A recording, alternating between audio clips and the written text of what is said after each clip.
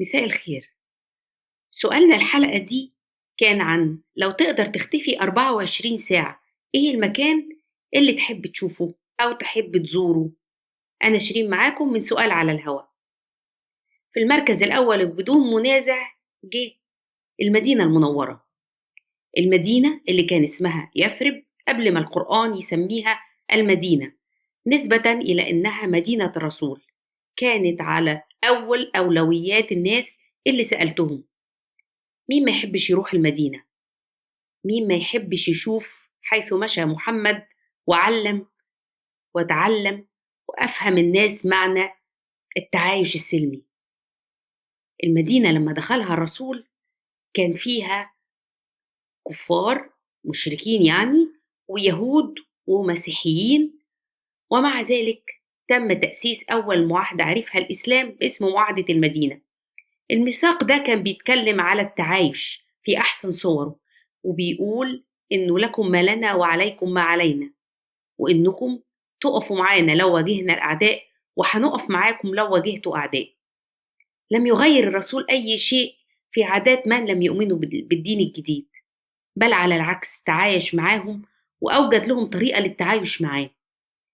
مين ما يحبش يشوف المكان اللي كان فيه محمد بيقف على المنبر ويفهم الناس حاجات يمكن إحنا كنا شايفينها مسلم بيها، زي الحقوق والواجبات، وتعمل إيه مع جارك، وتتصرف إزاي مع الشخص اللي مش من دينك. مين ما يحبش يشوف ويحضر مكان كان فيه الناس عندهم من التفاني ومن الإحساس بالمسؤولية إنهم يتركوا كل ما لديهم عشان يرحبوا بالغرباء. الدعوة الإسلامية لما بدأت في مكة كانت غريبة، وما كانش لها صدى واسع لأسباب كتيرة، منها إنها دعوة اجتماعية، وإنها بتدعو لإنهاء العبودية والتحرر والمساواة وحرية العيش بسلام. ودي كلها ما كانتش من مبادئ مكة، رغم إن مكة وقريش كانوا موحدين. حتى الأصنام اللي صنعوها للتقرب من ربنا، من الله الواحد. ما كانش عندهم من سعة الصدر اللي يقدروا يتقبلوا بيه دعوة اجتماعية جديدة بتدعو للتوحيد وبتدعو للتعايش. أهل المدينة على العكس رحبوا بالرسول، وإدوا من وقتهم ومن أموالهم، وبذلوا كل نفيس وغالي علشان يرحبوا بالقادمين الجدد. المدينة هي قلب الإسلام النابض. في المدينة اتعلم المسلمين كل شيء تقريبا عن العبادات، وكل شيء تقريبا عن الإخلاص في العقيدة. كلنا نحب نزور المدينة، واللي زارها يحب يزورها مرة واتنين وتلاتة. من بعد المدينة جت الوجهات والمقاصد اللي الناس حباها للاسترخاء والاستجمام. على رأس الحاجات دي ومن غير ما يدهش أي حد طبعا المالديف. اللي ما زارش المالديف أكيد سمع عنه. المالديف هي بلد موجودة على شكل جزر، 26 جزيرة في المحيط الهادي. المفاجأة بقى إني لما دورت عن المالديف، غير إن أنا لقيت إنهم كلهم بيدينوا بالإسلام، مش عارفة ليه الحقيقة، ولكن المالديف بشكل عام معظم الجزر فيها معرضة للغرق. البحر زاد 20 سنتي في الفترة اللي فاتت، وقبل 2050 جايز يكون جزء من المالديف فعلا غرق. يا رب يا رب يلحقوا ينقذوها. في وجهة كمان عجبتني قوي لأن أنا من محبي إيطاليا جدا. الوجهة دي هي ليك كومو. ليك كومو أو بحيرة كومو موجودة في إقليم لومبارديا، وهو إقليم في شمال إيطاليا. للأسف المرتين اللي زرت فيهم الإقليم، لأني زرت ميلانو قبل كده وهي عاصمة الإقليم تقريبا، ما قدرتش أروح المنطقة دي خالص لأنها باردة جدا في الشتاء. فلو عايز تروح وتزور ليك كومو وربنا فتحها عليك بقرشين وأمورك يعني متسهلة، وطبعا لو عرفت تجيب شنجن جود لاك، يبقى تقدر تزور المنطقة دي تقريبا كده في الصيف. وعايزة أقول حاجة تانية عن المالديف كنت نسيتها. المالديف وجهة للاسترخاء وشهر العسل، مش وجهة تاخد فيها عيلة مع أطفال. صدقني هيزهقوا جدا. عايز تسليهم وتاخد نفس جو المالديف ويمكن أرخص، روح تايلاند. تايلاند مليانة بحاجات يعملوها الكبار والصغار وبادجت شوية، يعني مش بنفس سعر المالديف. ما أظنش إنها تغرق قريب، يا رب ما تغرقش. الوجهة التالتة أو المكان التالت اللي أثر فيا جدا واستغربت إن أنا يعني ما فكرتش فيه حقيقي هو دمشق. دمشق يوم إعلان سقوط نظام الأسد، سواء تحب النظام ما تحبوش، تشوف إن الأسد كان حاكم قوي بيحكم بلد متعدد الأقطاب متعدد المذاهب في وقت صعب، فتديله عذر أو ما تديلوش عذر، لأن العائلة العلوية كانت الحقيقة بتحكم بوحشية بالغة وما عندهاش قدرة أبدا على احتواء الناس ولا فهم مطالب شعبها. أيا كان موقفك منه، موقفك من الإسلاميين أو موقفك كعلماني أو موقفك كشخص شايف إن الدولة المدنية لازم تبقى بعيد تماما عن الدين كعقيدة وكأسلوب تعامل في المعايش والأساليب اليومية. أيا كان تفكيرك، ما تحبش تشوف بداية جديدة؟ التاريخ نفسه بيأشر لبداية تاريخ وعهد جديد في دمشق. أهلها شايفين كده، أهلها فرحانين في الأغلب، الناس عايزة تروح ساحة الأمويين.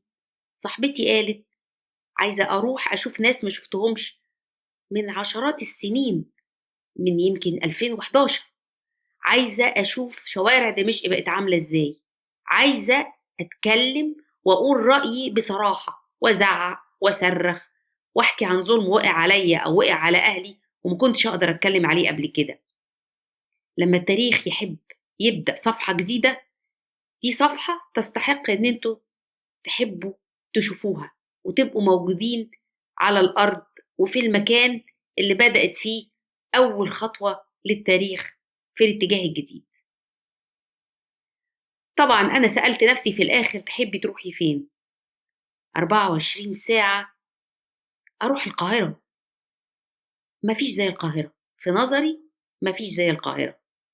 مدينة الألف مئذنة، مدينة التعايش ومدينة حب الخير. أهل مصر معروفين بقدرتهم على احتواء حتى الغزاة، بيقولوا عليه شعب يعني إلى حد ما مسالم. ما يعرفوش إن المصري اللي نشأ على ضفاف النيل ينتظر الفيضان من موسم لموسم، وينتظر الزرع يطلع من موسم لموسم. ما كانش أهم أولوياته أبدا إن هو يغير الواقع، لأنه في معظم أحواله وآلاف السنين كان الواقع حقيقي كويس جدا. وده يمكن سهل إلى حد كبير استقرار مصر. التغيير مش من سمات الأهل مصر، والتغيير دايما يبقى أحسن لما ما يكونش مفروض ولما ما يكونش مصنوع في الخارج. وده اللي دايما بتمناه لمصر. القاهرة المدينة اللي بيعدي فيها النيل علمت الناس الصبر. الصبر زي ما النيل بيجري من آلاف السنين بصبر، احنا كمان صبورين جدا. لما عبر عننا الشاعر سيد حجاب في قصيدته هنا القاهرة، ما بعدش عن المعنى ده. أنا ممكن أقرأ لكم بعض الأبيات وحاسبكم مع علي الحجار وهو بيغني هنا القاهرة. بتقول القصيدة: هنا النيل يسيل وبحنانه النبيل، يروي جيل بعد جيل يقهر المستحيل. هنا الأهرامات واقفة تحكي بثبات ذكريات اللي فات لابن مصر الأصيل. هنا ماري جرجس بسيفه يبرجس ويهرس في إبليس ويشفي العليل. هنا القاهرة، قاهرة القاهرة. هنا القاهرة القاهرة القاهرة، هنا القاهرة القاهرة القاهرة، هنا القاهرة الساحرة الآسرة الهادرة الساهرة الساهرة السافرة. هنا القاهرة الساحرة الآسرة الهادرة الساهرة الساهرة السافرة. هنا القاهرة الزاهرة العاطرة الشاعرة النيرة الخيرة الطاهرة. هنا القاهرة الصابرة الساخرة القادرة المنذرة الثائرة الظافرة. هنا القاهرة. سؤالنا الحلقة الجاية: إيه أكتر حاجة ممكن تفرحك لو حصلت فجأة النهاردة؟ فكروا أفكار مفرحة. إيه اللي كان ممكن يحصل من زمان وما حصلش ولو حصل النهاردة هيفرحكوا جدا؟ إيه اللي انتوا مستنينه يحصل من زمان وهتبقوا في منتهى السعادة لو حصل النهاردة؟ إيه الحاجة اللي هتنبسطوا قوي لو ما حصلتش حتى النهاردة؟ ادونا شوية دوبامين وجرعة تفاؤل وجاوبوا على السؤال ده في الكومنتس. البودكاست موجود على سبوتيفاي، موجود على أبل بودكاست، وموجود كمان على أنغامي. ياريت تردوا في الكومنتس عشان نعمل حلقة حلوة المرة الجاية. أنا شيرين معاكم، وده سؤال على الهوا.